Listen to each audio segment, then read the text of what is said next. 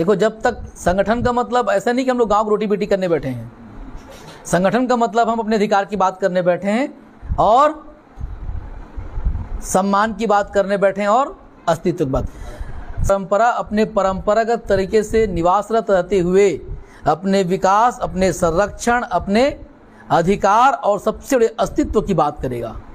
सभी आदिवासियों के मूल भाषा, चाहे गोंडी हो, हल्बी हो, उसको संरक्षण के लिए काम करेगा। सभी समाज के उनकी मूल संस्कृति, हमारे 3 ही संस्कार होते हैं, जन्म, मृत्यु, उसमें पारंपरिक तरीके से हो उसका ध्यान रखेंगे।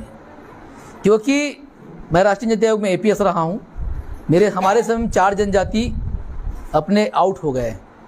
राष्ट्रपति के नोटिफिकेशन से आदमी को एसटी बनाया जाता है। आदिवासी कौन होता है? बहुत फर्क है। आदिवासी एसटी दोनों फर्क है ना। एसटी मात्र शेड्यूल्ड ट्राइब है, आदिवासी वो है जो अपने आप को परंपरागत मानते हुए प्रकृति के साथ संरक्षण में, नीतियों में जीता है और हर वो मूल जो मूलता यहाँ का है वो आदिवासी कहलाता है। लेकिन आने वाली सरकार परिभाषाएं बदलती गई। 9 अगस्त विश्व आदिवासी दिवस जब हमने मनाना शुरू किया तो सरकारों ने मनाया। अब आज की वर्तमान सरकार कहता है कि यहाँ सबके सब मूलवासी हैं।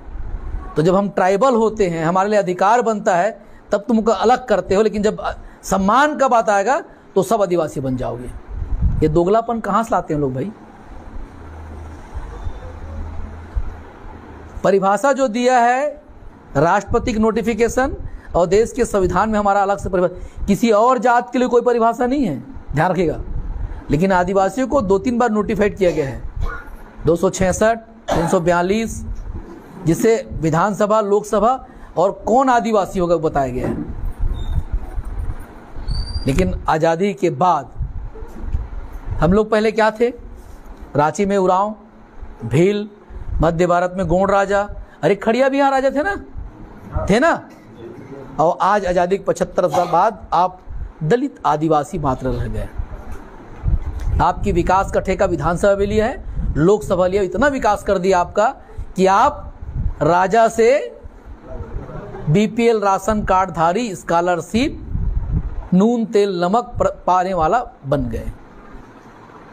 इस प्रदेश का 32% ट्राइबल है, 60% एरिया शेड्यूल्ड है, जहां पर देश को हम खनिज संपदा भेजते हैं और उस अमीर धरती के गरीब आदिवासी आप हो। बार बार प्रधानमंत्री, मुख्यमंत्री घोषणा करता है हम आदिवासी विकास करेंगे, तो हमारा बजट गया कहां? ये प्रश्न करना पड़ेगा। हमको उलझाया जाता है, धर्म के नाम पे हमको उलझाया जाता है, आरक्षण के नाम पे हमको उलझाया जाता है, धार्मिक स्थल में हस्तक्षेप करके। क्या जो बड़े बड़े समुदाय का जसपुर में बड़े बिल्डिंग है, यहाँ के मूल निवासी है क्या? आप अपना जमीन बेच सकते हो क्या? सामान्य को बेच सकते हो? तो जब पूरा जमीन ट्राइबल था, शेड्यूल था, तो ये लोग कब मालिक बने यहाँ के? ये जो नगर पालिका, नगर निगम ने जो तालाबंदी किया, क्या उसको अधिकार है? कैसे बंद कर दिया? ये मात्र आपको गुमराह किया जा रहा है। समाज आपस में बटे, लड़ते रहे, आगे बढ़ने का प्रयास न करे। और धन्य है वो मुख बधिर हमारे जनप्रतिनिधि जो हमारे नाम का टिकट पाते हैं, हमसे वोट पाते हैं और दोगलाई हमारे साथ करते हैं। यहाँ का महापौर उरांव समाज से, विधायक उरांव समाज से, और जिस जगह में पूजा करते गए वो बंद हो गया। उनके ना आंख से आंसू आया ना पीड़ा हुआ। वो समाज के हो ही नहीं सकते, वो मात्र आरक्षित वर्ग का लाभ लेने वाले लोलुप लोग हैं। For the people, by the people, from the people. लोकतंत्र कहावत, व्यक्ति से, जनता के लिए, जनता के द्वारा। चुनाव कौन जिताता है? वोट कौन देता है? और चुनाव कौन जीत के आता है? कौन जीत के आता है? धोखे मोह। दिल्ली का पार्टी जीत के आता है। जिस दिन ये मिथक को दिमाग से नहीं निकालोगे आप, धोखे मोह। ऐसे प्रत्याशी को चुना जाता है जो आपके लिए कहीं बोले ना और जिताते हो, क्योंकि वो दिल्ली का पार्टी का प्रत्याशी है। गलती किसकी? तो भुगत भी।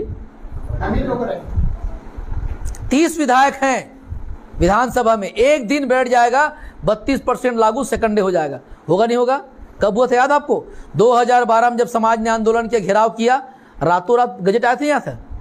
कोई विधानसभा नहीं बैठा था, कोई कैबिनेट था, ऑटोमेटिक गजट पास हो गया था राज्यपाल के नाम से। अब क्यों नहीं हो रहा है? क्योंकि कांग्रेस काल के वो 30 विधायक गद्दार निकले, और अभी भी 30 विधायक तो हमेशा रहेंगे, आपको 29 विधायक ना, सरकार किसी की रहे, वो कहाँ गए? कहीं नहीं दिख रहा है। नहीं, गद्दार हम बोल रहे हैं। मैं फिर कह रहा हूं 60% जनसंख्या 63 यहां पर आदिवासियों का है, क्या आप विधायक नहीं चुन सकते? मूर्खों को राजा बनाओगे, गर्दन कटवाओगे, यही मैं कहना चाहता हूं। संपदा से परिपूर्ण छत्तीसगढ़ का विकास, नया राज्य बना तो सोचे थे कि विकास होगा। आज हम मारे जा रहे हैं विस्थापन के नाम से, हम मारे जा रहे हैं नक्सल के नाम से, हम मारे जा रहे हैं कोयला निकालने के नाम से। वाह रे अमीर धरती गरीब आदिवासियों, आपका पतन निश्चित है। हम छोटे से भवन में बैठे हैं, प्रदेश के प्रदेश अध्यक्ष आए हैं, प्रभारी आए हैं, मात्र हम चंद लोग बैठे हैं। अभी कोई नेता आ जाए वही गद्दार, तो लाइन लग जाता है माला पहनाने के लिए, जब से उनसे कुछ नहीं मिल रहा है ना। क्या आप विधायक को माला पहनाओगे तभी पेट भरेगा? सांसद को पहनाओगे तभी पेट भरेगा? मुख्यमंत्री जयकारा करोगे तभी नौकरी लगेगी? ये सब कहां से होता है? आप खेत में काम करते हो तो अनाज उगाते हो, आप पढ़ते लिखते हो तो आरक्षण के दम पे नौकरी मिलता है। ये सरकार थी तब भी आदिवासी था, ये गणतंत्र बना उसके पहले भी आदिवासी था, हम राजा थे। इसका अवलोकन करेगा रूढ़ी जन्य परंपरा। संगठन की बात करते, जब संगठन बनेगा ताकत बनेगी। अगर 60-65% जनसंख्या वाले आदिवासी समाज जिस दिन ठान ले, उसका अगर 10% भी एक जगह इकट्ठा हो, कितने हो जाएंगे? अनुमान लगाइए। सरकार, विधायक क्या, मुख्यमंत्री झुक जाएगा आपके सामने। जब लोकतंत्र में जनमत का कहा जाता है तो आपकी जनमत आपके पास है, तो कहीं मांगने से क्या मिलता है? क्या मिलता है? सम्मान मिलेगा। तो हमको ये सरकार दे दे के कभी चावल, कभी दाल, कभी चप्पल, कभी सुने कि मारवाड़ी या बड़े व्यापारियों को सरकार देता, सुने कभी? लेकिन सच्चाई बताऊं, पूरे प्रदेश में जितना सब्सिडी आदिवासियों को मिलकर मिलता होगा वो लगभग 1-8 ऊपर जाते, उतना एक व्यापारी को एक उसके प्लांट में सब्सिडी मिलता है। उनका प्लांट कितने का होता है? 50-60 करोड़ से लेकर अरबों का।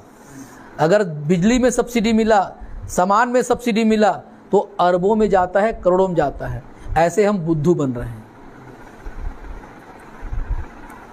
सुप्रीम कोर्ट ने निर्देश दिया कि वर्गीकरण करना चाहिए। हमारा भी आग्रह है सुप्रीम कोर्ट जी कि कुछ ही समुदाय के लोग अगर आगे बढ़ते जा रहे हैं नौकरी में, कुछ ही समुदाय के लोग सुप्रीम कोर्ट में अगर वकील क्या जज बनते जा रहे हैं, कुछ ही समुदाय के लोग व्यवसाय करते, तो आपके प्रणाली में कहीं न कहीं धोखा है। चेक कीजिए कि आप जिस समुदाय को आगे बढ़ाना चाहते हो आज भी गरीब भिखारी क्यों हैं। लेकिन मैं फिर कहूंगा किसी संस्था को आरोप लगाने ज़्यादा अच्छा है, अपने आप को मजबूत करो।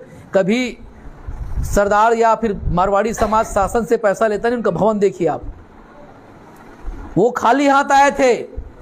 जमीन हमारा, जनसंख्या हमारा, मेहनत हम, और उससे बड़ी बात ग्राहक भी हम हैं। और करोड़पति कौन बनता है? तो कहीं न कहीं हम बना रहे हैं। तो हम एक साम्यक सोच में जा रहे हैं। लेकिन पहले क्या हो रहा है, अगर घर में पानी भरा है पानी निकालूं, अगर सामने डर है डर करूं, तो पहले हम जो प्रशासन के द्वारा अनैतिक तरीके से, असंवैधानिक तरीके से, दुर्भावनापूर्वक पदों का दुरुपयोग करते हुए जो दीपू बगीचा में जो ताला लगाया गया है, उसका हम घोर निंदा करते हैं इस जगह से। और जो भी उचित कदम होगा समाज उठाएगी, उग्र आंदोलन भी करेगी और न्यायपालिका में भी जाएगी। क्या इसके लिए समर्थन है?